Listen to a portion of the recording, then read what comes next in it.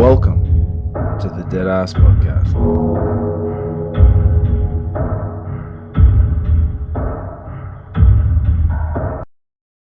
Well, welcome back to another episode of the Deadass podcast, where we capture eulogies and share stories and all the above. And today we have got a very special guest, an old family friend of ours, a friend of my son's, Tristan Aarts. Thank you very much for making the trip down from Airlie to come and see us, mate. No, thank you. Thanks for the invite. You're welcome, bro. Yeah. It's an honour to have you here, mate. You've got a bit of a resume of achievements, I would say, when it comes to all things BMX and whatnot, and just a natural talent with all that sort of stuff. So I'm quite interested to hear some stories. A lot of the stories, actually, I already know. Yeah, you do. Purely because we all hung out together for years, and on the BMX and at the Rocky Skate Park and all the bits and pieces. And where it all started. We're actually sitting in the room where it all started, essentially, too. Yeah, I know. Isn't that crazy, isn't it? When you think about that, over 12 years ago or something, you boys used to hang around here all the time, tinkering with your bikes, sleeping over, blah, blah, blah, and going out riding and whatever, and then I'd come and join you. Yeah. I was just thinking that before. We're going to unlock a bucket load of memories now. Like, it's cool. It's a bit nostalgic, isn't it? Yeah, 100%. No, so pretty much I want to give a bit of a rundown. So we've got here with us today, just so people know. So if you hear some laughter in the background, we've got Hayden here as well. Yeah. We've got Tyler, and we've got Hayden's partner, Portia, as well. So just so if you hear something in the background, that's just them having a bit of a cackle. But I and the dog too, Rigor Mortis, he's here as well. So pretty much I want to start off so firstly, what got you in? So you started scootering first. Scootering was your first form, was it, or? Oh, yes and no. So, I grew up in Emerald and always had a bike. Had a little 1 foot ramp. I used to just scoot around the house. Yeah. Here's the puppy. And it wasn't until I moved to Rocky in grade 6. Yeah. And I started riding a scooter then and whatever. And then once we hit high school, that's when I sort of met Hayden and you boys at the skate park, and I was just a scooter kid that used to jump on the bikes, and they're like, that's right. You need to get a bike. You need to get a bike. And I was like, Mum's not going to buy me a new bike. She hates scooters enough. Yeah. And then, that was when we come together and built that real sketchy.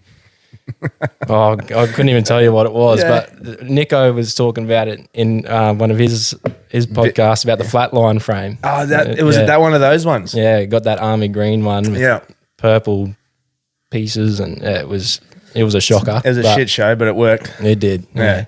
No, that's cool. You were like one of the loose kids, mate. Like you didn't give a fuck. You just sent it. Everything that you did, and it wasn't like it was literally like 1 week of having that bike. And you were literally like better than most of the kids there. It's always been like that. Anyone that I'm riding with, I always want to try and level up. Yeah. Do that. Did you have Did you have like your nerves? Were they like ever present? Because you're pretty gnarly. Like, that's the bad thing. That's the scary thing, is I don't really seem to get scared. I have to tell the story about you losing your teeth. Yep. And it wasn't the first time. Nah. When was the first time?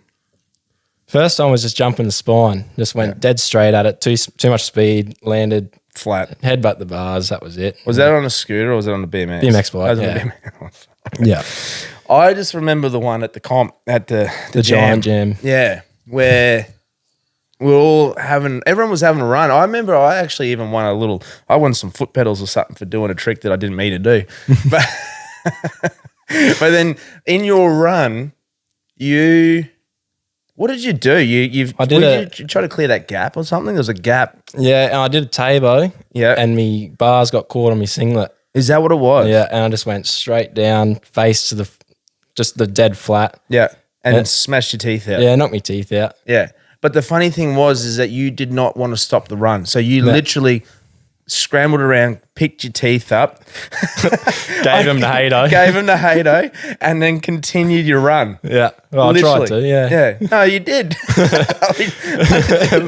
I think the old girl just got there too, and she was screaming, That's what get here. That's what Hayden was saying before. He was saying like there was a microphone there and there was music playing and people were saying stuff, but you could hear your old girl screaming over the top of it, telling you to get there after you smashed your teeth out. Yeah. But that night, because it was on the weekend, there's nothing the dentist could do. Yeah. Because I've learned that. I learned that from the other like 3 or 4 times I've knocked my teeth out. Yeah. And I ended up coming back here because all the boys from Brizzy were down. And we were That's like, right. yeah, It was a massive jam, wasn't it? Yeah. Jason Watson, all those boys were down here, or up here, I should say. So Yeah. I wanted to hang out, and sure enough, Mum's dropped me off here, and I rocked up, missing teeth. Let's get this party going.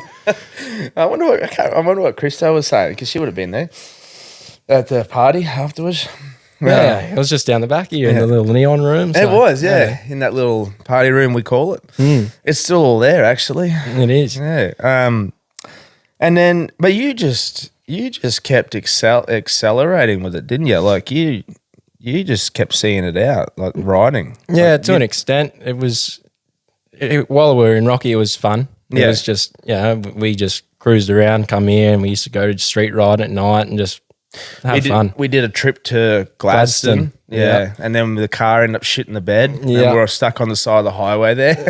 Nico and Cav, we had a rock fight. That's right. Hato and I just getting roasted by Nico and Cav.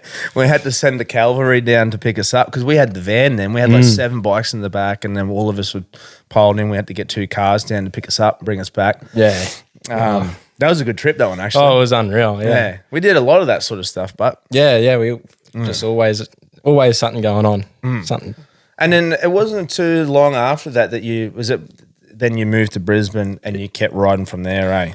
Yeah, so that was the way the riding thing happened from here onwards was pretty much an accident. So okay, I was meant to go to a jam in Woodridge, and we were going past Browns Plains skate park, and I was like to Mum, I was like, oh, this must be it. Yeah, okay. So we hung a left in there, and I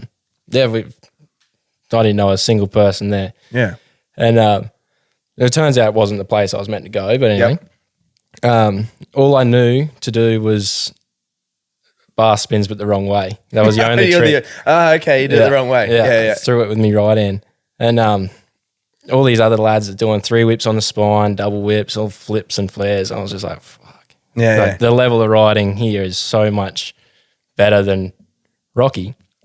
And Nathan, Lanky, they call him. Yeah. He come over to me and had a chat, and he's just like, oh man, like you've got good style and all that, but you're throwing your bar spins the wrong way. So I literally had to relearn that, and then he sort of took us under his wing. Yeah, sure. And a couple other few lads, and and then within a month of not being able to do anything, I was doing double whips on spines with these lads, and just because the level was so much higher. Yeah, it made you pick. But the thing was, it literally, we were watching it. Like it must have been through Instagram. I remember just seeing some videos and stuff, and we would literally see, like one day you're doing nothing, next day you're doing a whip, next day you're doing a double whip, next day you're doing a flip whip. It was just, it was nuts. Like it was just so quick. It came out of nothing. And we were just sitting there going, I was sitting there with my jaw dropped, going, holy fuck. Well, my mentality was if you can do a tail whip, you can go a little bit bigger and do 2.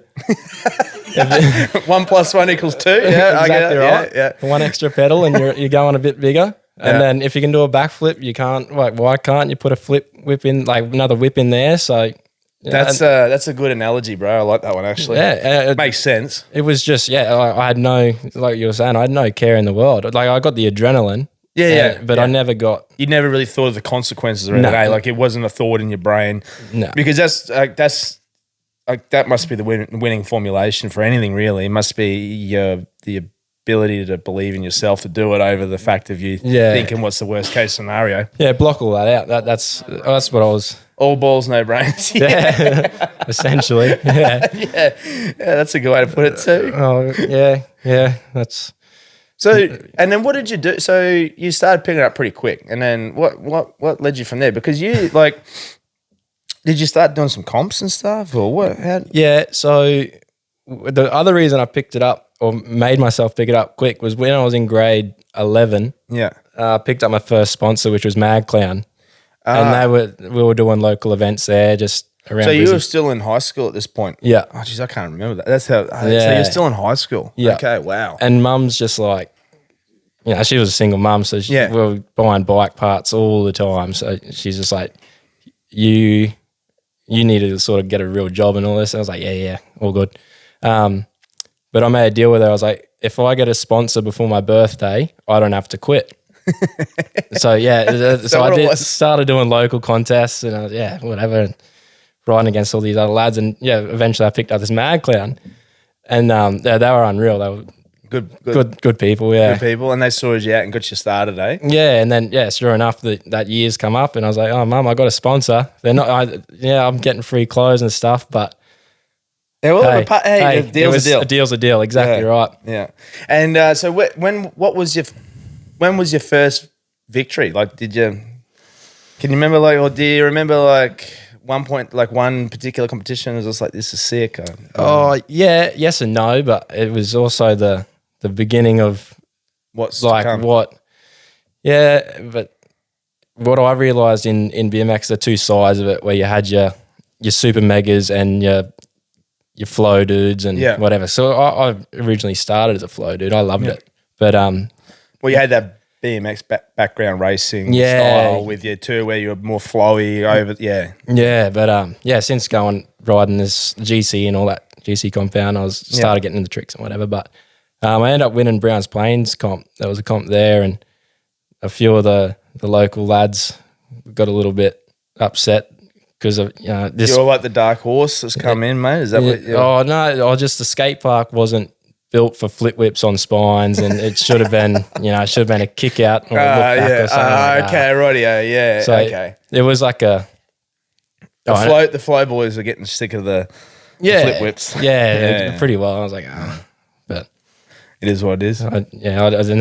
So was it people? Were people coming to you once you started getting a bit of recognition for it?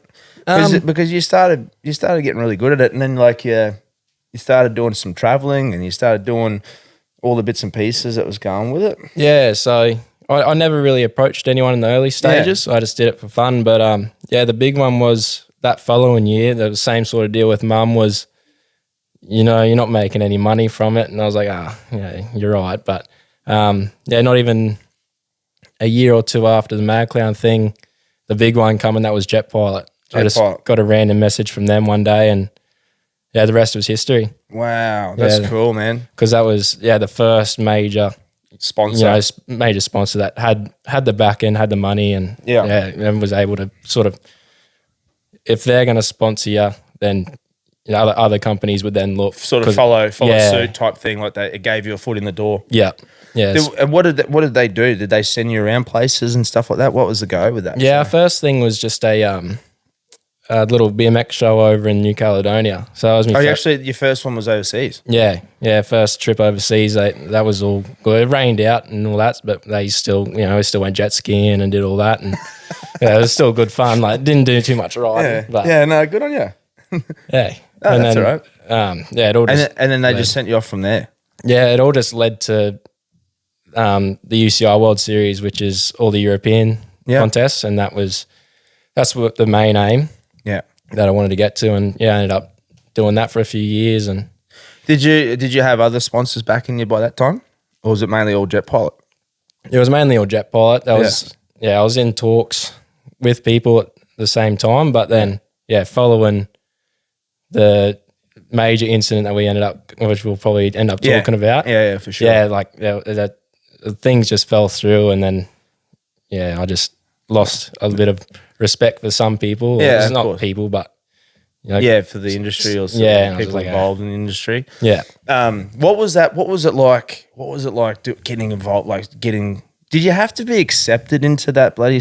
How did it work to get into that World Series thing? Was it Did you have to be accepted into it? Did you sort of like build yourself up to it, or did they say, hey, you know, like we've got this guy, we're going to bring him over? Was it sort of like a play with them? How did that work? So it's like a general competition, I suppose. So you've got your top 50 riders in the world that are all ranked, and once you're in the top 50, you essentially don't have to qualify. So did you have a placing? Not at this stage. So the first time I went, I had to do there's a few days worth of qualifying before the actual event. So you know, there's hundreds of riders that go there. Yeah. But you know, it's the same as I guess you can say the Supercross. There's always going to be your top tier lads. Top tier lads. Yep. Yeah. So the first one was France. I went to the first time, I believe.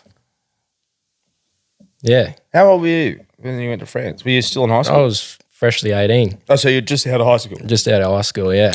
Holy shit. What was that like going to France at 18 years of age? Were you by yourself? Yeah. Shit. Yeah. That's intense. You could just imagine my old girl just she would be, like she wasn't knocking your teeth out. Imagine going overseas. Yeah. Well, and imagine going overseas and hurting yourself again. Oh yeah. That tough crowd. Ooh. No. I put her through way too much. Your poor mother. I'll tell you what, she's a strong woman. Yeah, when you got to France, how did you go on that first comp? Did you do any good? Or how'd you go? No. So what happened was I got sick on the plane. Oh, fuck, really? And I went to go ride the park, which is what I was there for. Yeah. And I was just way too sick. I was like, nah, I can't do this. So the next contest was the Spine Mini Ramp. Yeah. Which is pretty famous in Montpellier. And I was like, fuck, I'll ride this. I need time on the bike. I'm not going to get time on the park, but at least it's something. And I was riding really well on that. I was comfortable. All my tricks were coming to me. I was like, yeah, sweet, I'm back. Anyway, I was running the Tioga Power Block, so they're nice thin tyres, and I was pumped them up to 100, 110 PSI. But what I didn't know over there is they got under ramp heating because they've got like all the dewy and all that sort of shit. Yeah, to stop it from... Yeah, and I didn't really know this, and I don't know whether it's a factor, but I was just pumping up the spine, and my back wheel blew out. Oh, no. And I was like, what? Coming down, and then I don't know how I hit the ground, but I hurt my right shoulder, and I went to grab my left arm to grab it because I was like, fuck, this hurt. And my arm didn't come up, and I snapped my humerus in half. Holy shit. Holy. And I'm like, fuck. What am I going to do here? And so I've jumped in the ambo and gone in and got to the hospital, and they're just like, we need to find someone that speaks English because there was... Oh, of course. Like, it'd be like... Fuck all in Oui, poo-poo. Yeah, I was like, what is going on? And then I was like, I can't tell mum. You're not going to tell your mum? No, I'm not going to tell her yet. I've got to find out what's going on. Yeah. And she actually called me before anything, like any surgeries or anything happened. She's called me and said, Tristan, what's wrong? Something's wrong. She knew it. and she goes, something's. I was like, Mum, don't freak out, but I'm in the hospital. I'll snap my arm. And, no. Yeah, so that was... Did she even... What did she say to that? The poor darling. Oh, I knew something was wrong. I had this feeling. She could feel it. But yeah, once she spoke to me, I was just like, it's all good. It'll be fine. So what happened to your shoulder? Was your shoulder okay in the end, or did you do a collarbone or something? No, this one just I hit the ground on this one. That was, but nothing was wrong with it. Yeah, and then it was that one that wasn't working. Yeah, went to lift my arm up, and then it was actually Brian Fox, and he goes, "Oh my God, his arm!" And it was just hanging. I was like, "Oh fuck!" Oh no! So that was your first trip. That was me first for that World Series thing. Yeah. Holy, what an introduction to it. Yeah, I was like, oh. So what happened after that? So they kept you in the hospital. Yeah, bandaged you up, and then what, did you jump a plane and go home, or? No. This was the next part.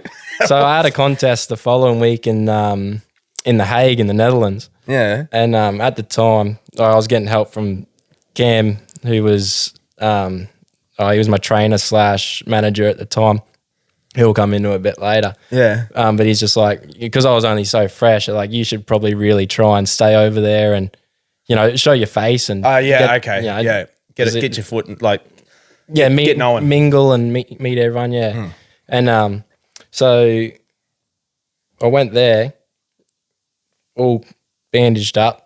Oh, actually, no. Well, once I got out of hospital, I went and watched the finals in Montpellier. So I've still rocked up to that. And I was a bit twisted up from the surgery. But once we got to the Netherlands, I thought it would be a fucking great idea to jump in a jacuzzi. And didn't think anything of it. So we were over there for 2 weeks in Rotterdam and The Hague and whatever. But I wanted to get my arm looked at by a specialist when I got home. And it turns out I was about 2 or 3 days from losing my arm because I got infected from the jacuzzi. Oh, for fuck's sake. Oh, no. So, man, I was just rolled with it. I was just like, this is no good. I was just all about in the moment. And so I didn't think of the consequences. I was like, fuck it. It'll be fine. It's cold. Just jump in there. It's nice and warm. Did you actually did you have an injury on the arm? Like you had exposed flesh or something? Yeah, so they ended up having a chop a hole up in my shoulder there, and then they've put a titanium rod straight through the bone. Oh, okay. Screwed it off. Okay, that's what it was. Okay. Yeah, so it's from the surgery, incision marks. Yeah. Okay, yeah. Yeah, no bones poked out or anything. Yeah. It would have been a compound. Yeah, but there was just from the result, the surgery. Yeah, okay. It would have been way cooler if it did though. But I'm sure your mum would have loved that. Yeah.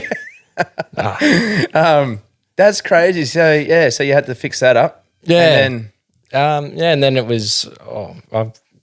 was it like a recovery session? Yeah, it was 6 to 12 weeks after that. Like there was a lot of like movement issues and stuff and whatever. But yeah, we went back to the next contest, which I believe was maybe Canada. Yep. Wow, Canada. Yeah, so we went to Canada, and I don't even remember the whole schedule or whatever it was. Yeah, I can just tell you most places I went. I always forget still to this day. But that was the thing that annoys me now is I was so young and dumb. I was just like, I just want to go ride my bike. I didn't get to experience any of it, and I didn't take too much notice of the. Yeah, okay. While you're take advantage of while you're there, explore and do all the bits and pieces. Yeah.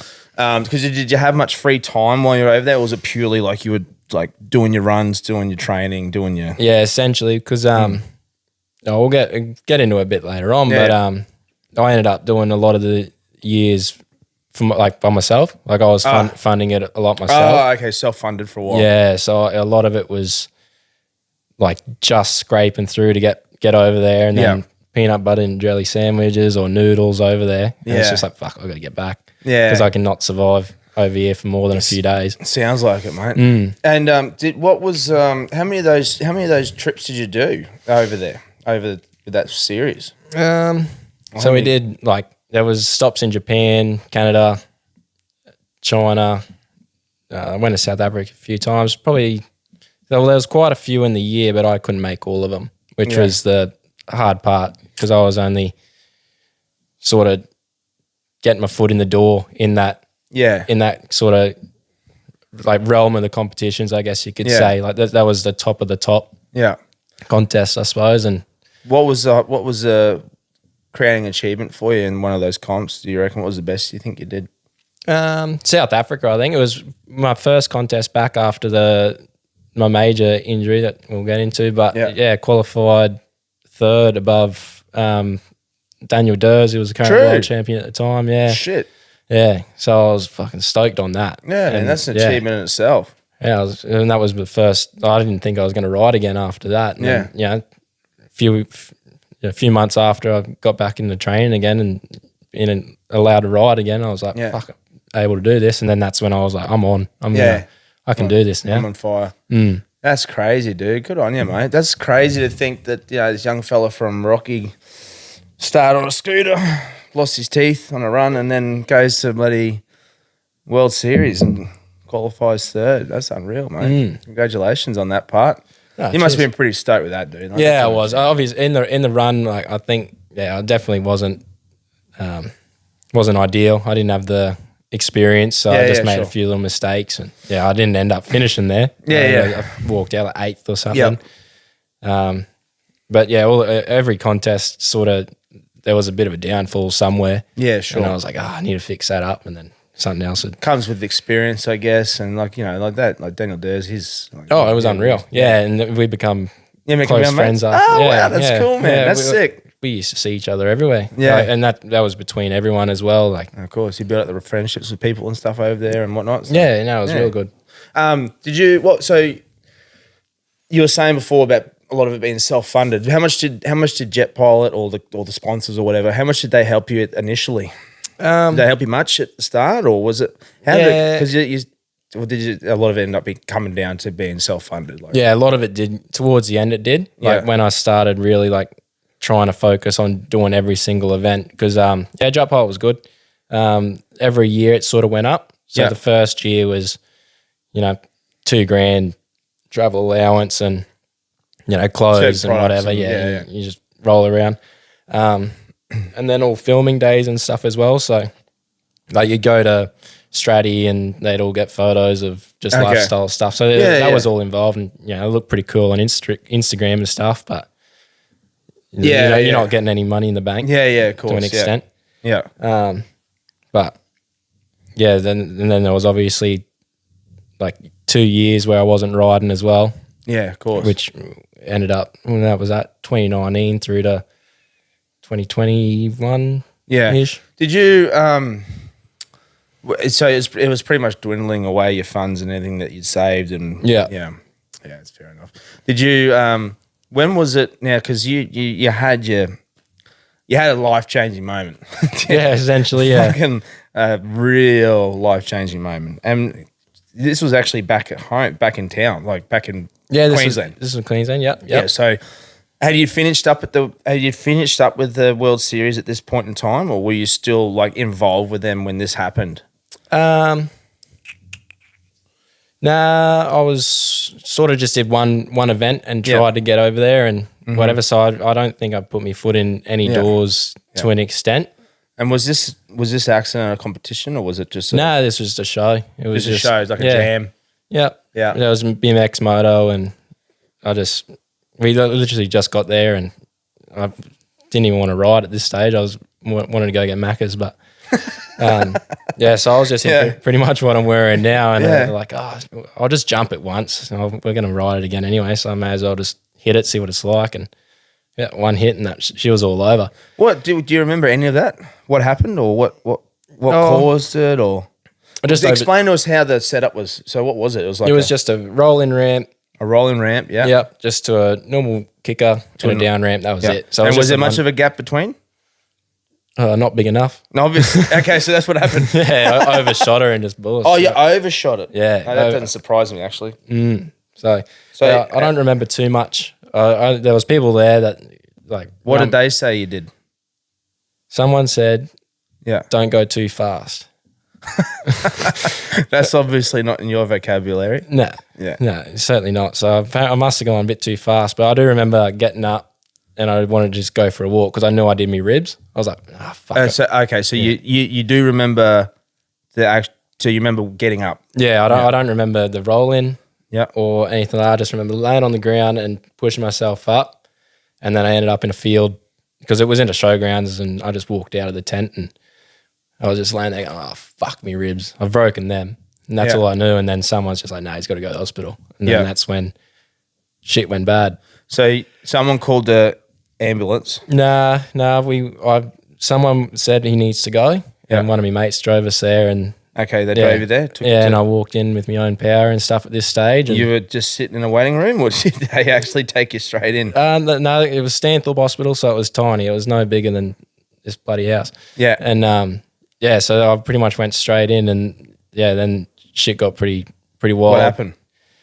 They sort of just went, something's off with him. I was just like, I'm in a bit of pain, and you could easily tell that like straight up, you've broken your ribs and punctured the lung, and I was like, I've done that before. So you've done that before? Yeah, I've already done that. And so I was like, this can't be too bad, but I was like, fuck man, something else is wrong. I don't know what's going on. You feel it. And I would love. The nurse is just like, I've got a feeling I need to scan this. And she's gone over my kidneys and gone, fuck. Like, Really? Yeah, and she's just like started freaking out. And I'm just like, oh, I don't know what's going on here. And she brought another lady over and she's had a look, and then they started talking between themselves. Yeah. And I was only just 5 meters away. And they go, oh, he needs to go to Toowoomba now. And the other one's like, no. Like the other nurse goes, no, he won't get the right help in Toowoomba. He needs to go to Brizzy. And the other one says he won't make it to Brizzy. Holy fuck. So I've gone, what the fuck's going on here? And then she's come back, what's your mum's number? What's your mum's number? Oh, And I'm no. like, no, I know. And I was like, no, what's going on? Like, this is, you don't need to call her. What's going on? Yeah, What's going on? But yeah, sure enough, we ended up, because I did hit my head a little bit. I was a bit concussed. Whatever. But yeah, within 5 minutes of that conversation, I was like, oh, like, they've already called me old girl, and helicopter was on its way. I was like, oh, so you got they brought a chopper in? Yeah, they had to. Because what happened? Grade 5 kidney laceration. Fuck. So I was essentially just bleeding out then and there, and I didn't even realize. I was like, what? Shit. Yeah, but there is there's a wild story as to how it all panned out and how, like, I didn't die. I should have been dead within 20 minutes. What? Yeah. So the kidney, it got lacerated and broke into like quite a few pieces. So, So it was actually exploded. Yeah, the nurse said it was pulp when she did the scan. She's like, your kidney looks like pulp, and yeah, it's pretty fucked. But what we later found out was one of the arteries didn't break. You're kidding? Yeah, so one of the arteries and like a quarter of the kidney stayed intact. Yeah. So, long story short, once we got in there and all the trauma team, I was in you're giving me kidney pain talking about this, man. I'm not lying. I'm actually having a pain now. Holy fuck. Yeah, sorry, keep going. Yeah, I'm having to readjust here. My kidney's hurting talking about it. yeah, so like, you know, like when someone gets kicked in the nuts and like all of a sudden your nuts start going. Yeah. That's the feeling now. Sorry, mate. Keep going. Nah, that's all good. And so after, like, it was, trauma team, saw my parents, everyone sort of come to the hospital, and then they put me in induced coma, all that sort of jazz. They induced you in a coma. Yeah, so that was for a few days to a week. Yeah. I don't think it would have been not too long. I don't really remember. I was pretty out of it. Yeah. But they sort of said, this is the situation. We can try and, like, this is a world's first sort of, not like, well, it essentially was. They're just, we can save this, but we don't know where it's going to work. Okay, radio. It's never really been done before. But the nurse, the doctor we had, Dr. Munn, she was unreal. Yeah. World renowned. Shout out to her. Yeah. She was the best in her field, known across the world, and apparently. And she just happened to be there, or did they bring her in? I believe she was at the PA hospital. That's where I ended up going. How lucky is that? Yeah, that's where she was. So we agreed to essentially try and follow that path of saving it, which in hindsight's a beautiful thing. We probably should have just taken it out straight away. Okay. And I would have been fine. Of 2 weeks in hospital, maybe, if that. Yeah. And life would go on. But yeah, it turns out we were looking at more like a year in hospital. And So please explain. So keep going with that. So you've had the operation. No. So the first I ended up having 7 operations in total. Far out. But I could talk about this for hours. But the first one was just a stint. So they just put a stint in to direct the blood flow, all that sort of jazz. And that was all hunky-dory. On the mend, so I was in hospital for another week. Yeah. Just in a room with another 4 people. And then it's like, he's all good. Yeah. It's all coming good. And then this is the first stage of up, down, up, down. So the first thing that happened that really fucked it up for us was the blood was clotting around the kidney, which is how it was to heal itself and all that sort of jazz. But one night, randomly, I just started screaming. Really? And I didn't know what the fuck was going on. I was like, what is happening? So I already had catheters and all that sort of jazz, and that was all pretty normal. But I started having these contractions, and I was like, what the fuck is this? This is the worst pain you could possibly imagine. Yeah. And I was, a nurse will know more about this than I do, but all I know is I was laying there, I was like, what is going on? And I was just bypassing blood out the catheter and just coming out my dick. essentially. Oh, shit. Like, I don't know how else to put it. No, that's good. No, I'll tell you more about it. Wow. Yeah, so that's crazy. we didn't know what was happening then. So what they ended up doing at this stage was they got a big syringe and attached it to the catheter and started sucking out these blood clots. Gosh. And then like I was at this point I was still fucking screaming and they ended up evacuating. Oh, not evacuating, but just taking all the other beds out of the room because there was fucking blood everywhere. Yeah. And at this stage they called mum to come over because something's happening and whatever. So I went somewhere else for another room. I went to another room or something. Yeah. And mum's run in and just seen bowls of blood in the room, blood everywhere. And she's just like, your poor mum. And then so anyway, she would have been pretty fucked up. From that, I was all right. So after that, I got my own room, and because they were like, no, there's something's really off here. But because of all the scans and all that sort of jazz leading up to it, they didn't want to go in again because of all the radioactive shit that they were exposing me to. So they sucked out enough of the blood clots, to give me a bit of relief. But at this stage, I didn't realize how bad it was. And sure enough, the next day, I think my older brother was there and his wife. Yeah. And mum was on her way. Yeah. So, mum. She'd be spewing. Oh, she was spewing, yeah. But anyway, I was in this room, I was talking to them, and then it just come on again, and I was just like, fuck. Wow. I feel it coming again, and I was like, oh no. So mum's just walking in. Oh no. And I've gone, Mum, get the fuck out. Like just screamed. I would you'd have to. Because and my older brother and Sam, I think they realised I had to go as well because what they were about to see was not going to be good. Fucking pretty. Man, just hold on. My old fella, my testicles and my kidneys are all hurting now. So just say I got the 3 going at the moment. Keep going, sorry. So the same shit happened again. And I was like, this is no good. Like it was all I was worried about when the nurses were going through all this, I just kept saying, I'm being a bitch because I hate being a little bitch. That was the one thing that would get me to do something. Okay, so you're using it as a motivation to keep you. Yeah. Because, mate, I'll tell you what, that's probably, I couldn't imagine. I could not imagine what kind of pain that would have been, mate. That would have been excruciating. It was they were saying it because essentially I was trying to give birth to a blood clot,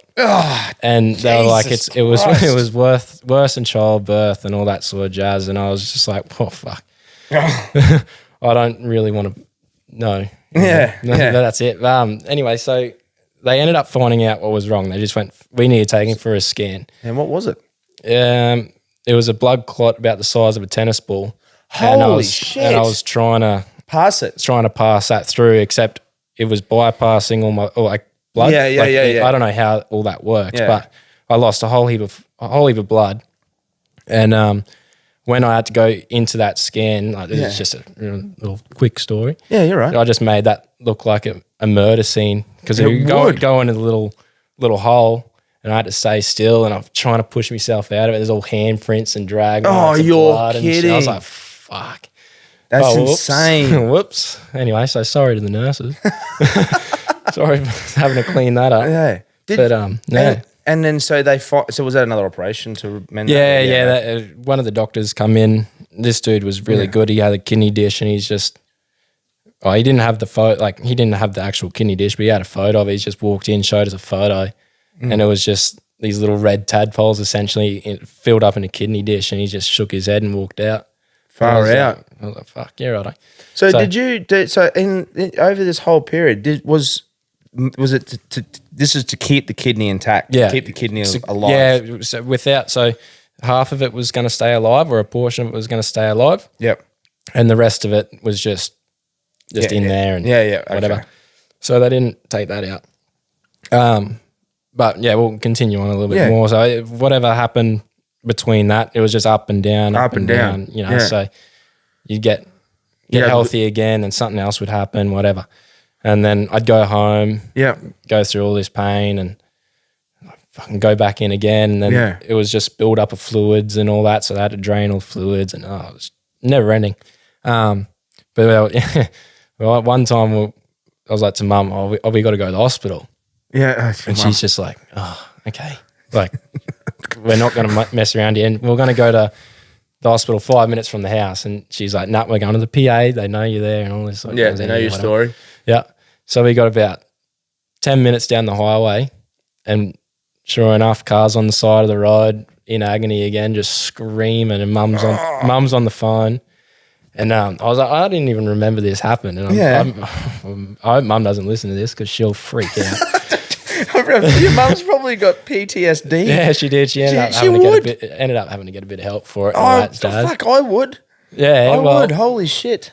Well done. She's calling and they could hear me in the background just screaming. And I got out of the car and we're on the side of the highway and I was in that much pain. I was just like, fuck, I want this to end really. I was like, I can't do it in front of me old girl. Yeah. But that was, by this stage, like it all started because it was just up and down. Like we got into a pretty bad state and I was just like, no, I'm ready to jump in front of the next truck that comes past or something. But yeah, and she's just like, Tristan, get in the car. They want you to get in the car. But yeah, they come in, morphine me up and back in hospital again. Yeah. But after that time that they let me out, mum brought in that, said that Ryan's rule thing. Oh, yeah, the Ryan's rule, yeah. So, I've actually, it's funny, I really didn't know much about it until I've started this podcast. I've heard it a couple of times now, this Ryan's rule, and how it really changes a lot of things, doesn't it? Yeah, so yeah, it made me not like her very much because I just wanted to go home and she goes, nah, he needs to stay in here, which towards the end was probably the best thing that could happen because, we'll just bypass all that other shit that happened in there and whatever. But I actually did go home again, but only to my brother's place that was just down the road. Okay, a bit closer. Yeah. So at this stage, everything seemed all right. There's 2 weeks went by in hospital where nothing happened. So they're like, we'll just ease you out, stay 5 minutes away. So I was at his place, just laying in bed, and I was like, fuck, something doesn't feel right again. Yeah. I'm going to go to the bathroom and just waddled my way over. And just warm, thick blood. And I just went, fuck, not again. Yeah. So I'd stayed quiet about it. I didn't want to tell him because I didn't want to go back. And I just climbed into bed and he goes, what's wrong? I was like, nothing, man. And within 5 minutes of that conversation, again, here comes the ambulance and it was like, fuck, this is where it got sick. Like, this is where they went, no, this is bad. This is too much. Yeah. Way too much. So everything just blew out and just went straight into a catastrophic bleed. Really? Yeah. And okay. When we got in that ambulance, it was like a fucking movie. There was someone running ahead, opening the doors. Like you see, like clearing the pathway, emergency, taking you through. Emergency surgery and just fucking bus. So there's like 12-hour surgery there, getting the kidney 12-hour surgery. Yeah, something like that. I don't recall. This is where everything just went fucked. Yeah. So this is after 4 or 5 months in and out of hospital with just ups and downs and whatever. Yeah. So we've gone through that surgery and I've woken up and I don't recall waking up, but I started going into like having these weird seizures and whatever and ended up going to cardiac arrest. Fuck, mate. And they're like, what the fuck's going on? Yeah. And they took me in for another scan and this would be the bit where my mum fucking would have died. She's like, they called him in, they said, we got to operate on him again. He's probably not going to wake up. Fuck, dude. Because they left a surgical sponge in there. Oh, you're shitting me. Yeah. So not even 12 hours after this major surgery, I had a full body infection, completely fucked up. Body was already that weak. Yeah. So they're just like, he's not going to wake up. Yeah. Except we either just let him die and just say goodbye here, or we give it a crack. And then they're just like, fuck. Well, what fucking options have we got? Yeah. So that was that. And then that was the main boo-boo. Yeah. That's a big boo-boo. Yeah. So that was, I ended up flatlining in that surgery for, not significant amount of time, but enough for them to be like, yeah, You're clinically dead. Yeah, At some point there, So I was like, oh, sweet, that's pretty cool. So when I woke up from that, I was proper fucked. Like, I was bedridden for another few months. I had to relearn to walk, all that sort of shit. Did you? Like, what about like mental fun, like mental cognitive, and were you like, did you have memory all right? Did you? No. Well, after that surgery, I woke up from all the other ones. So all the other 6 prior to this, I woke up, and this is when we're going through all the presidents and whatever. And not presidents. What are they calling me? The government. Oh, you're going through the prime ministers. Oh, okay. Yeah, we had to go through and what's a prime minister? And I was like, they go do. Oh, you get okay. Yeah, and then they was chopping and changing. It was when we had like. Oh, this is like Gillard, and Tony Abbott. There was Kevin Rudd. And it was like, oh, who is it this week? But it was this one surgery there. I woke up and I just freaked out and was I'm not waking up as me and all. I was peaking. It was weird. So there was like a week there where it was just like nothing. I was just a vegetable. Wow. And then my oldest brother said to mum, he's like, no, he's changed, hasn't he, sort of thing. So I didn't think I was going to be the same again. And but I am. I definitely am. But the outlook's definitely a lot different. But do you have it? Yeah. What's your coming at that other end of that, mate? What's your appreciation? Do you have a bit of an appreciation for life and all that sort of things that go with it? Yeah. Whenever I'm having a shit day, I just remember all I want to do was stand up. All I want to do was and you can take a few steps and we'll get a bit of sunlight and all that sort of jazz. So it was pretty wild. But the mental side of it after that was fucked. Like I was pretty mentally strong the whole time. Yeah, like, of course. Just like we'll get it. But after that, like I just felt like death. Essentially, it was like blood transfusions, nonstop, and then they're like, I was just so sick, and they're like, you need to try and even just sit up. And I was vomiting. I was like, no, I'm never going to be the same again. Yeah, I'm never going to be able to fucking walk again. Yeah. And I was just then I'd be like on the phone, like I was on painkillers straight through the neck and all that sort of shit. And I just don't know whether it was because I was on the gear or what. I was calling my brother, and he's 3 o'clock in the morning. He was at work. And he was in the mines at work and calling him just like, man, I fucking want to kill myself. I'm fucking whatever. And I was just freaking him out. And then I was like, oh shit. Like, when did you start feeling better? Was it while you were still in hospital or as soon as you got out? How long did you end after all that? How long were you still in hospital for? After that surgery, probably another few months, month and a half, 2 months. But I was allowed in and out. Okay, yeah. For little few hour trips. So we go to Hog's Breath and I'd have me little fucking drainage baggie and all that sort of jazz on me. And that's crazy. And then eventually you started getting back through it. Yeah, so where it all come good was Cameron Sturtridge. Big shout out to him. He was the stars aligned, and his wife's mum's one of my mum's good friends, and he's offered to help because I reached out to quite a few people, and they're just like, "Fuck, man, we don't want to touch you." Yeah, okay, sure. Pretty bad, and he's what's his name? Cameron Sturtridge. Cameron Sturtridge. Sturdo. Some people might know. He was a professional FMX rider. Okay. In the early 2000s. Yeah. Okay. Shout out to him.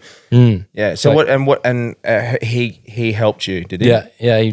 We did all the rehab and. Oh, so he did it with you. He did the rehab with you. Yeah. Once I got out, so yeah, I was pretty bad then, and then just hanging out with him, he sorted me out real quick. Yeah, and was it through like exercise and all that sort of stuff? Exercise, and essentially, did they, did you have to learn to follow a different type of diet? And because you or did you have to be careful what you do? No, well, when I was in there, I had to eat because I wasn't. Yeah, I think I actually I remember seeing a photo of you. Yeah, I was like at the hospital, 35 kilos or something. You look dead, eh? Yeah, I remember seeing that. Is it stapled this way or that way? It's across your. Yeah, Yeah. the scar across it. That's right. I remember that. I remember that photo. I remember going, holy fuck. Yeah. So shout out to that dude. He got you back on track with your rehab and and what does he do? Is that his job? Yeah, well, he was. He owns a gym and stuff now. Okay, he owns a gym. Yeah, but he was. That's what he specialised in. Okay, actual sport sure. athletes. So, okay, radio. yeah, he sorted us out. Just getting all the basics back, posture and all that, and then within a few months of once we got to a certain point, we were riding again. Yeah, and back on the scene. Oh, cool. Riding, which so was you good. actually went. So after all that, you did end up going back to riding. Yeah, that's when I went full tilt at it. Yeah. And you went full. I got it. Like fuck it. I'm doubling down. Yeah, yeah, doubled down on it because I was so pissed off at it. I was like, "Nah, I'm doing it." You're fucking. And I was riding better than I really? was. Yeah. Wow. Made better decisions. Rode smarter. Okay, that's what it was. It was more of a. Yeah. You took it completely different. You tackled it completely different. Yeah, rode a lot smarter and better decisions and had a better plan rather than get on the bike and just send it to learn. Because there was you were looking at going doing the games and stuff too, weren't you? Is that what it got to a point like that, didn't it? Yeah. So that's where it all sort of fell with please fill us in. Games. So yeah, fill us in with that. Jet Pilot stayed. They just stuck through us the whole time. Wow, and it was shout out to really them good. for that.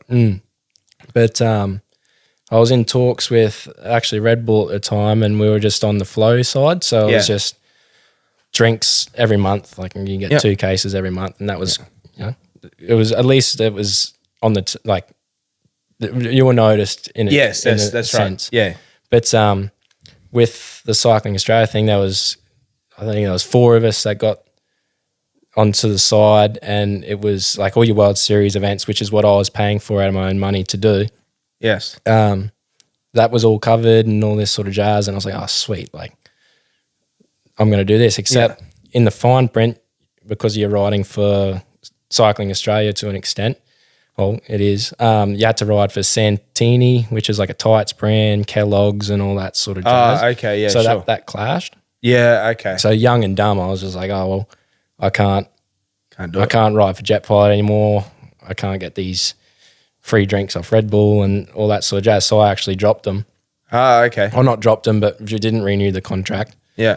And with Jet Pilot anyway, there was no contract with Red Bull or nothing. So I've just pretty much was banking on that. Yeah. And that just fell through. Oh, okay. So there was year and a half, 2 years there where I was just like, fuck. Yeah. I don't know how I'm going to do this. I'd just bounce between jobs. Yeah.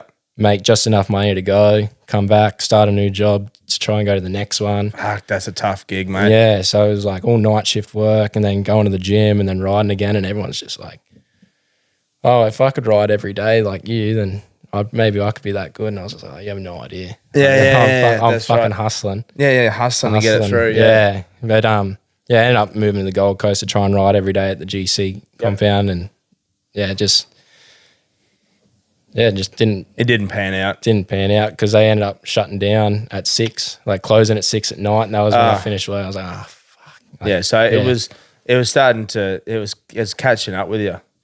Yeah, and I was just like, got to the point where I was just like, well, I did have another injury and just did my thumb, and then I also met my now partner Abby, and my outlook on life was also everything my mum told me when I was younger, like you need to really start sorting your shit out. I was like, yeah, you're right. And then I decided that's when I went and started working the mines and got the money to try and fund to go over and continue it. And then I just went, I don't see the point in this anymore. And it all makes, I love all my mates to bits, but sometimes I just see some riding stuff and just go, oh man, I'm so glad I got out of that when I could. Yeah. To an extent. Yes. It's sort of the stars aligned again in a way, didn't they? Yeah. But this time for more of a case of maybe putting a bit of a financial backing behind yourself this time with a bit of a job. And just, because you did obtain a good job too, didn't you? Yeah. I'm very, very stoked with that. But just seeing everyone's injuries and stuff again, I'm just like, oh man, it's like sometimes it's not it's not fucking worth it. It's not worth dying for it. Like, No, you're exactly right, mate. 100%.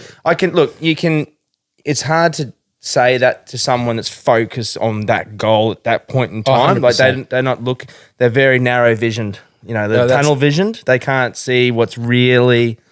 And being in that position where you are tunnel visioned and you are hearing what people did say, you're just like, fuck, man, like, why didn't I do this earlier? Of course, yeah, but that's not your fault because you know you that's just someone that's hyper focused on a goal that they want to achieve, and that nothing else is going to step in their way at that point. And you're still hyper focused, but just got different focuses now. So now, like, it's part of it. I guess it's like I say this quite often, but I guess it's just a part of getting older and maturing and going through some of life experiences. Exactly. So now we've got, like, my partner's now pregnant with our first baby. Congratulations, mate. That's fantastic. Yeah, so we got our house as well. So we're just trying to, now we're focusing on building the rest of our life now, not trying something good. That's a good thing to be hyper focused on, mate. Yeah, exactly. Yeah. So I'm trying to be a little bit smarter now and make calculated risk decisions. Well, you did have a little stint there in the motocross too for a while there, didn't you?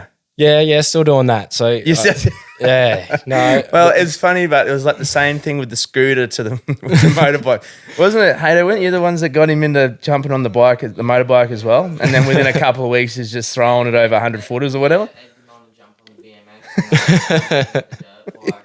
Same thing. Just naturally talented, whatever you touch. Yeah, pisses you off, doesn't it? It's a scary part though, because everything I touch, I want to be fucking good at it. I'm like, oh no, I can't. I'll hurt myself. But I mean, like, I love those clips that you send us where you just like got your bike on the limiter in the lounge room in the house. I'm sure she loves that. Yeah. Oh God. Yeah. So. But so that's your, obviously I can see you're painting the picture of what your future is going to be there, obviously settling down now. You've got your missus, you've got your child on the way. Any other ambitions or anything else that you like or something that you might want to look at getting into later on in life? Or? Oh, yeah. Something to do with motors, speed, and dangerous. Yeah. But not maybe with a cage. Maybe with a cage this time. A bit of a support behind you. Yeah. Yeah, no, that's fair enough, mate. So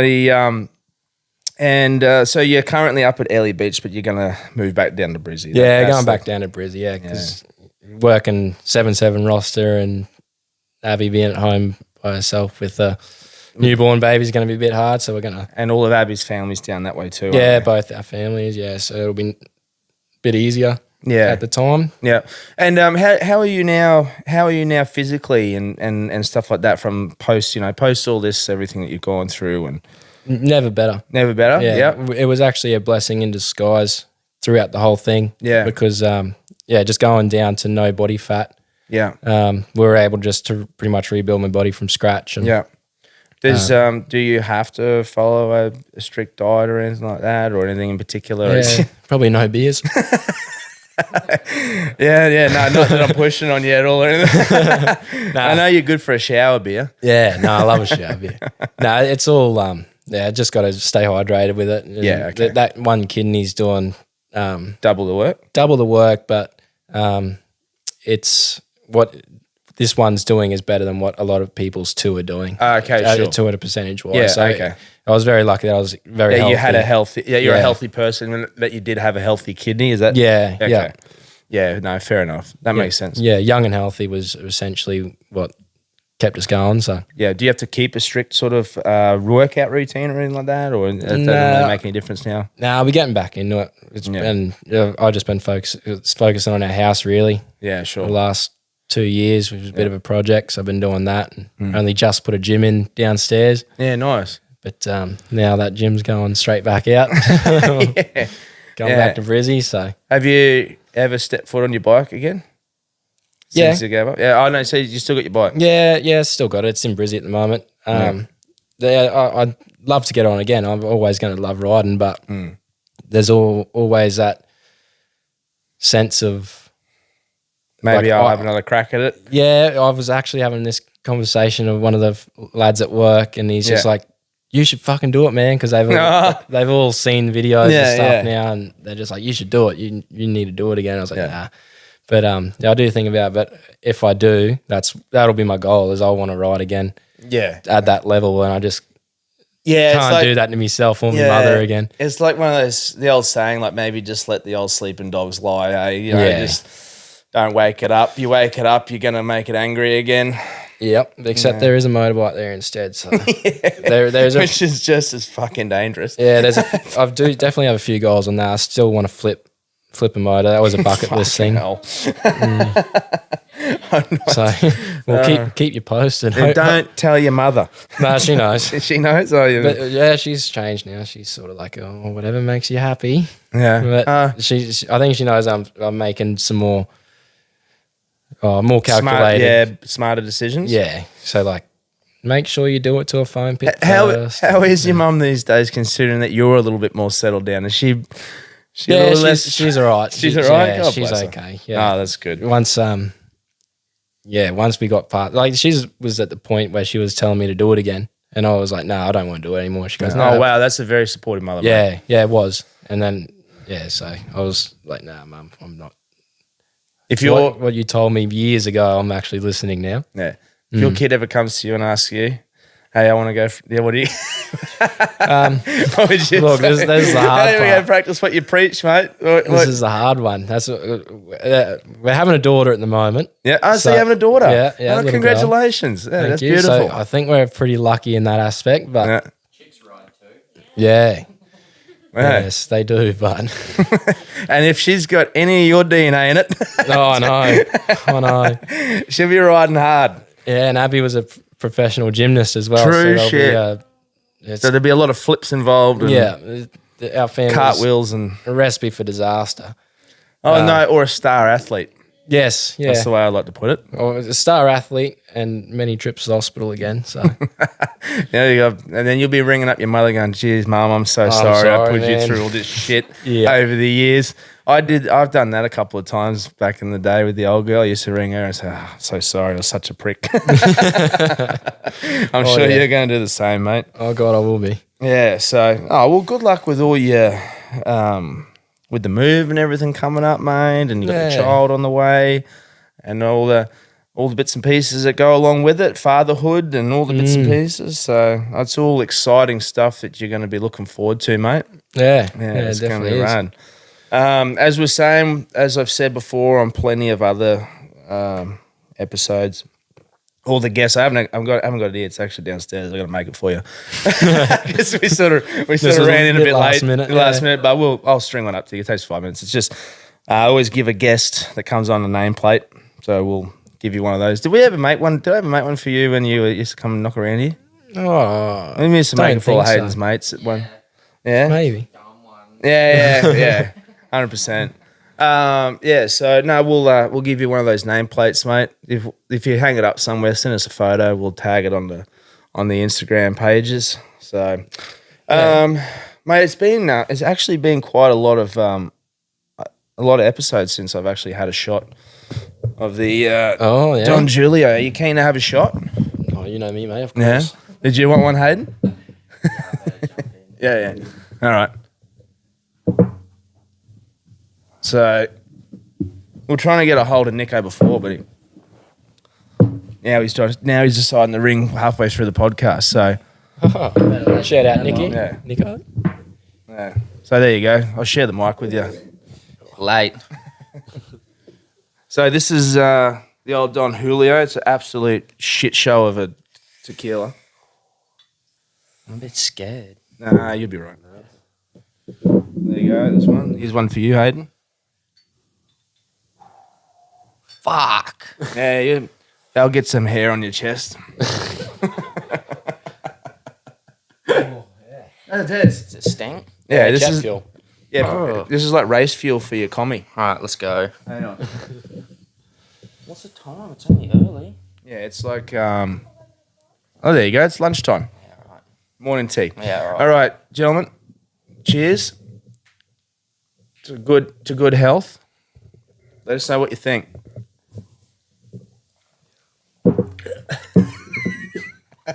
Tastes like arse. I think arse tastes better.